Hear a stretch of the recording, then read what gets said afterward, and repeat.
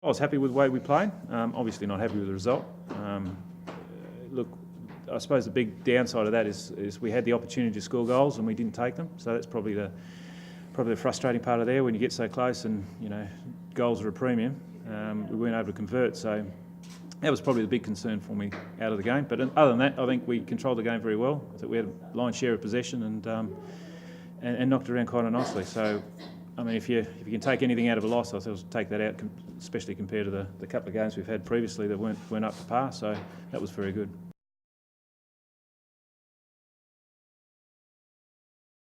Oh, look, our goals are coming from across the park, and it's pleasing to see that some of our fullbacks are scoring in movements that we've got through the park, so that's always handy. And we've sort of got fullbacks and wingbacks that are very attacking minded, so they like to get forward, and we try to encourage that where we can. But you always want your strikers to have a day out and to try and score from up front. And this weekend, Mitchie Jones, he loves playing against Hotspurs and loves scoring, so with a bit of luck, he can continue that form and sail us home.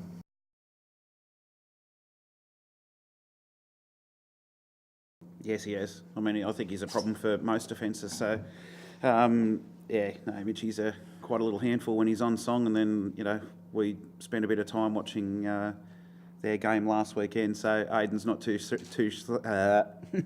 sloppy himself. So it's always interesting having two quicks running around up front.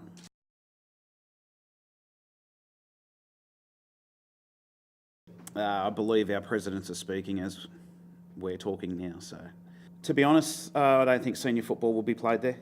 I certainly would not expect that our ground on either field, either Lambert or Aloysius, will get up to the game by 3 o'clock on Sunday. I mean, that's what reality is. And it's no fault of the council, it's no fault of anyone else. The council's done a really good job there, but it's a flood mitigation plan, so not much we can do.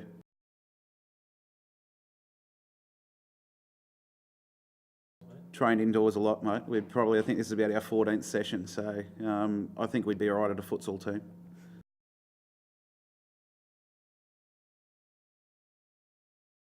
Oh, look, every team needs to win at the moment. I mean, just have a look at the draw. We're probably in a position now where if we win, we're only 1 point behind them, which would be magnificent for us. Albury City have got games they need to win. St Pat's have got games they need to win. Wang's got games they need to win. So, it's an interesting time to be involved with football. Albury-Wodonga, and any game that you go and watch any of these given weekends, there's not going to be much held back. And that was testament to the boys last weekend. I watched Twin City and United, and there was certainly no love left out there.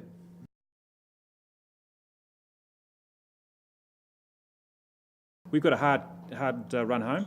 We've got one bye as we come home, but we've got Hotspurs, we've got Boomers, we've got Myrtleford up there, and we finished with Diamonds. So we've got a tough run home with it. So any point that you get out of the next couple of weeks is going to be gold. So it does place pressure, but you want a bit of that to create the right sort of game and right sort of pressure on the game that you want anyway. So yeah, that's part of the game, and that's how we'll take it.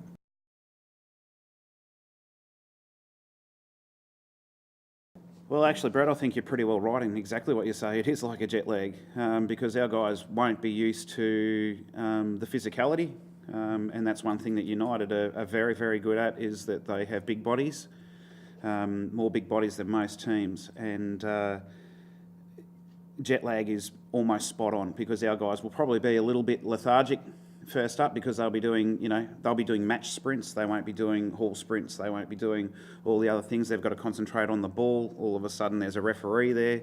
It's a totally different game. I reckon, we've probably been cruelled with this. It's probably really going to hurt us having 2 weeks off in a row. And I'm not going to shy away from it and say that, it's not. It will hurt us.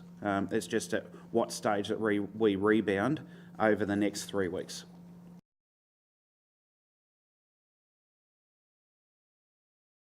Well, his future's the same as any 16-year-old boy now that the MPL sides are coming on board, and if someone wants to have a crack at him, they probably will. But the other side of it is that I've always given guys who have deserved their opportunity a go, and it doesn't matter if they're 16 or if they're 38. If they're good enough to be getting a game, they'll get a game. We're not a club that can afford to not play our best players.